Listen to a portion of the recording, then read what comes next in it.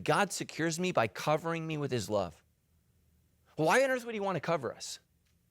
What's wrong with me that needs to be covered? You see, here's one of the great problems of modern society. Listen to this. Romans 10:11, for the scripture says, everyone who believes in him will not be put to shame. I hear Christian teachers, writers, authors, pastors talk about how we need to completely ignore shame. We never need to talk about shame. And they make this big deal about how shame is not something that we should ever experience or ever feel. Listen to me. The word shame occurs in the Bible 153 times. Apparently, God thinks we need to deal with shame. Listen to me. Everybody's ashamed of something. Everybody. It was my birthday this week, and my wife was really sweet. So she brought me coffee in bed. Man, there's nothing greater than that, man, right? She brings me coffee in bed, and because I'm a knucklehead, I spill it all over the sheets. Right? I spill hot coffee all over the sheets. Woo! You know, we got to jump up, and we got to rip off the covers. Now, I've been married to Tammy for 25 years. There's not a lot that embarrasses me. Okay? There's not. We've had some experiences. We've been on the mission field together. You know, we've had intentional bowel movements and unintentional bowel movements. We've had a lot of things. Okay? Like, we've raised children together, man. I mean, there's nothing grosser than that, right? So Tammy says, oh, we got to change the sheets. We pull back the covers, and all I see is where I sleep. And I go, good God, and I want to put the covers right back on. Because apparently, I drool maple syrup. I mean, like, apparently, when I go to sleep at night, it's just like, you know, sap is coming right out of my mouth. And some of you might sweat, but I sweat like Guinness beer. I mean, this is the most disgusting thing I've ever seen. And I just look at her. I'm like totally embarrassed and ashamed. And I'm like, I think maybe we need a new mattress. Like that's gross. And so what do we do with mattresses? Listen to me.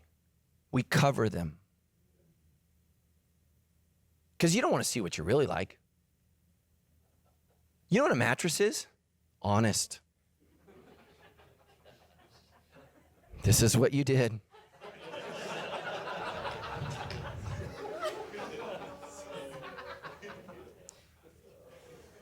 The mattress may be the most authentic piece of furniture you have in your house. And if you're not ready to look at the mattress, just pull off the pillowcase. That's where you put your head every night. Oh. For some of you, it would be more hygienic to cuddle up with a possum, okay, than to cuddle up with your pillow, right? But why do we cover mattresses? Because we're gross. We're gross. You know, and some people say, well, you should get a new mattress every 5 to 10 years. We may need a new mattress every evening.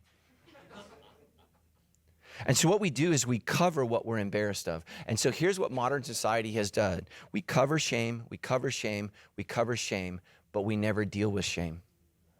Here's why your neighbors, your friend, your family, here's why your kids need Jesus. Because only Jesus can deal with shame. You see, everybody's ashamed of something. That's why everybody needs Jesus. Listen to these words. All who call upon the name of the Lord will not be put to shame. The only thing that can cover what we're insecure about, what we're afraid that somebody's going to find out about us, the only thing that can fix the very core of our insecurity is Jesus. That's it. And we can go to counseling all day long. We can go to self-help groups all day long.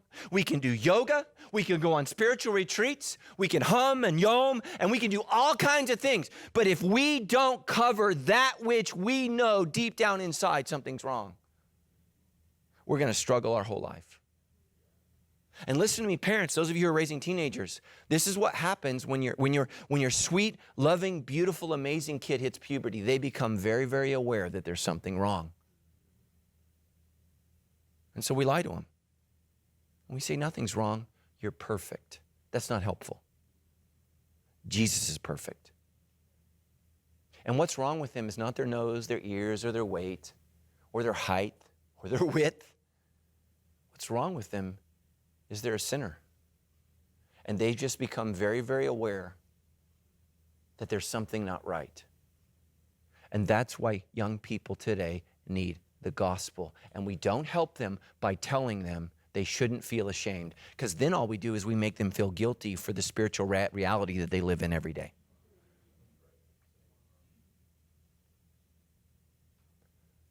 So God secures me by covering me with his love. He doesn't say you're perfect. He says I'm perfect, and he covers you.